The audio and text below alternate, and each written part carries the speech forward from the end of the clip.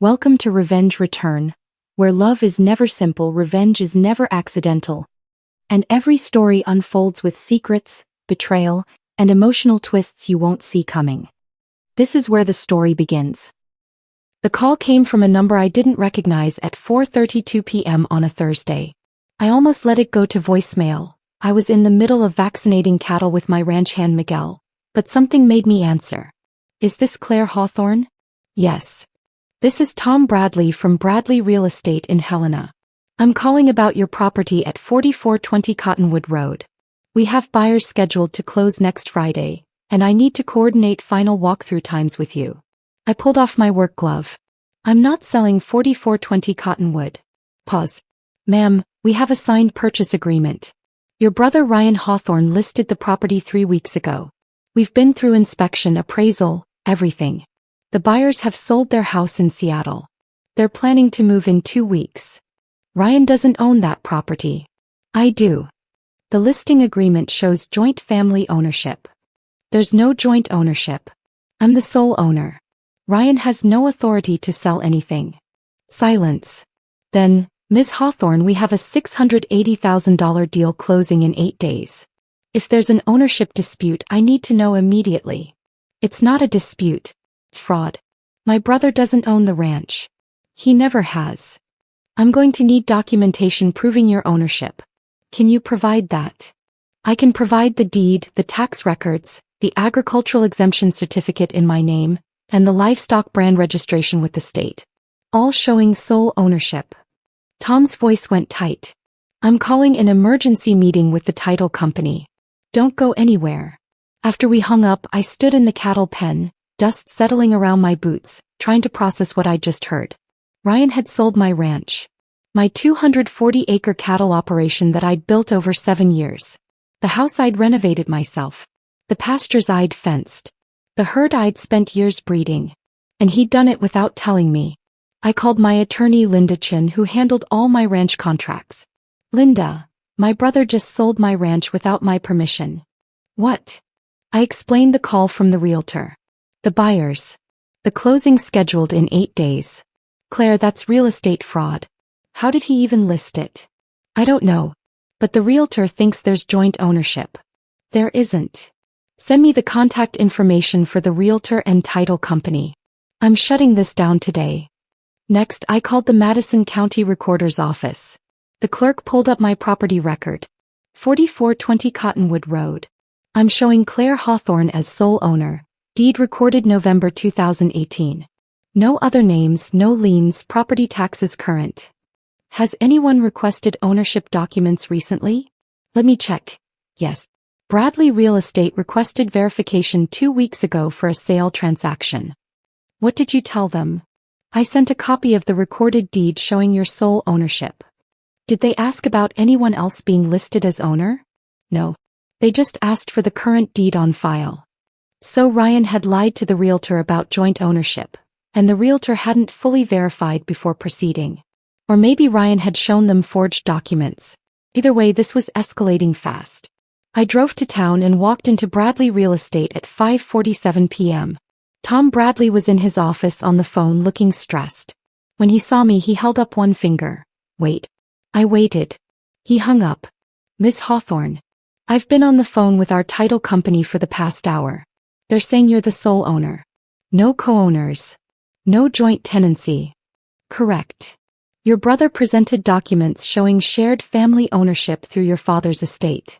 My father died 6 years ago. He left the ranch to me in his will. Ryan received other assets, cash, vehicles, equipment. The land came to me. Tom pulled out a folder, showed me documents. This is what Ryan provided. And estate distribution agreement showing the ranch divided equally between Claire Hawthorne and Ryan Hawthorne. I looked at the document. It had official-looking headers. Legal language. Both our names. And a signature that was supposed to be mine but wasn't even close. This is forged, I said. I never signed this. The signature looks legitimate. It's not my signature. Look. I pulled out my driver's license, my ranch business license, my livestock brand certificate. Compare them. Tom laid the documents side by side. Even I could see the difference. The forged signature had rounded letters where mine were angular, different slant, wrong spacing. His face went pale. Oh God. Where's Ryan now? He's supposed to be at the property. He's been coordinating with the buyers for final measurements. They're planning furniture layout. I called Ryan. He answered immediately, voice cheerful. Claire, I was just about to call you. We need to talk about splitting the sale proceeds. There are no proceeds. The sale isn't happening. What? Claire, the closing is next Friday. You don't own the ranch, Ryan. You never did. Whatever documents you showed the realtor are fraudulent. Silence. Ryan, where did you get that estate distribution agreement? Dad's estate attorney prepared it. What attorney? Dad used Harrison & Sons. I just called them. They have no record of any distribution agreement showing joint ownership. They have the original will leaving the ranch solely to me. More silence. I needed the money, Claire. The ranch is just sitting there. You barely use half the land. I figured we could split it. You figured you could forge documents and steal my property. I didn't forge anything. I hired a lawyer to draw up the distribution papers. What lawyer? Some guy in Billings. He said it was standard estate stuff. What's his name? I don't remember. I found him online. You hired a fake attorney to create fraudulent documents so you could sell property you don't own. That's not standard estate stuff, Ryan. That's felony fraud. He hung up. I turned to Tom. I'm filing a police report. The buyers need to be notified immediately that the sale cannot proceed. Tom nodded weakly. I'll call them now. I drove to the Madison County Sheriff's Office and filed a report. The deputy took my statement, copied all my ownership documents, and contacted the county attorney's office. Ms. Hawthorne, this is a serious fraud case. Your brother could face criminal charges. I know. Are you prepared to press charges against family? Thought about Ryan. 3 years older than me. We'd grown up on this ranch together.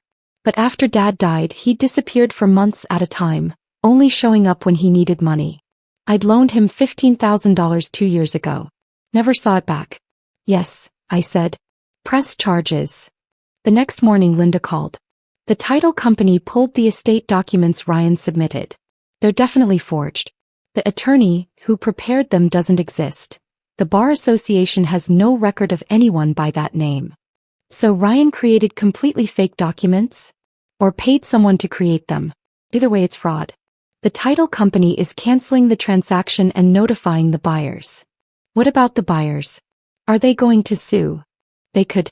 They've incurred expenses based on fraudulent representations. But Linda, there's something else. The title company did a full record search.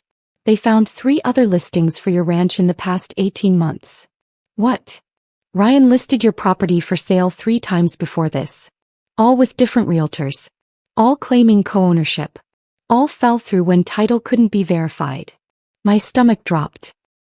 He's been trying to sell my ranch for 18 months? Looks like it. Each time the title search revealed you as sole owner and the deals collapsed. This time he got further because he actually fabricated estate documents. I sat down at my kitchen table looking out at the pastures where my cattle grazed. The barn I'd repaired. The fences I'd mended. The land I'd worked for 7 years. And my brother had been systematically trying to steal it. That afternoon 2 FBI agents arrived at the ranch. Apparently, creating fraudulent estate documents crossed into federal jurisdiction. Something about wire fraud when the fake attorney's credentials were transmitted electronically. The agents interviewed me for 3 hours. They seized Ryan's computer and phone. They contacted the realtor, the title company, and all 3 previous realtors Ryan had used. Mr. Hawthorne has been engaged in a pattern of attempted real estate fraud, Agent Foster told me. This wasn't opportunistic. This was systematic. What happens now? We're arresting him tonight. He'll be charged with wire fraud, identity theft, and forgery. Given the pattern of behavior, he's looking at significant prison time. My mother called that evening hysterical. The FBI arrested Ryan. They're saying he's going to prison. Claire, you have to fix this.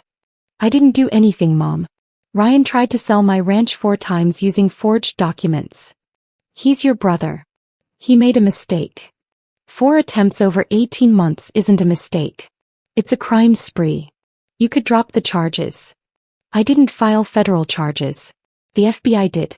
Once they found the pattern of fraud, it was out of my hands. He hung up crying. The buyers from Seattle sent a polite email through their attorney. We're disappointed but understand the situation was beyond your control. We found another property and harbor no ill will. Tom Bradley sent flowers with a note. Deepest apologies for not verifying ownership more thoroughly. We've implemented new protocols. Ryan's public defender called, asking if I'd testify on his behalf about his character. I declined. 8 weeks later, Ryan pleaded guilty to wire fraud and forgery. 30 months in federal prison, 3 years supervised release, and restitution for the buyer's relocation expenses. At the sentencing, the judge said, "Mr. Hawthorne, you didn't just attempt to defraud buyers or real estate professionals. You attempted to steal your sister's livelihood, the ranch she's built through hard work and dedication. This court cannot condone such calculated betrayal of family trust." My mother attended the sentencing, glared at me the entire time. Afterward, in the courthouse parking lot, she confronted me. "Are you happy now? Your brother's going to prison." "I'm not happy, but I'm not responsible for his choices. You could have worked something out. Given him money instead of pressing charges." "Mom, he tried to sell my ranch 4 times. He forged estate documents. He lied to multiple buyers. This wasn't about money. This was about him thinking he had a right to something he didn't earn. He's family. So am I. And he tried to steal everything I've built." She left without saying goodbye. I drove back to the ranch, checked on the cattle, fixed a fence post that had come loose, and sat on my porch watching the sunset over land that was mine. Legally, completely, and permanently. Ryan had tried 4 times to take it. Failed every time. Because ownership isn't about what you claim. It's about what you can prove. And I had the deed, the tax records, the agricultural permits, the livestock registrations. 7 years of proof that this ranch was mine through work and sacrifice. My phone buzzed. Text from Miguel. "North pasture fence needs attention tomorrow. Cattle looking good though." I texted back, "I'll be out at dawn." This was my life. My ranch. My cattle. My work. Ryan thought he deserved half of it because we shared blood and a childhood. But he never shared the 4 a.m. mornings. The fence repairs in freezing rain. The nights staying up with sick calves. The years of building something from inherited land. He wanted the asset without the work. And now he's in federal prison. I'm still here. On my ranch. Doing the work. Exactly where I belong.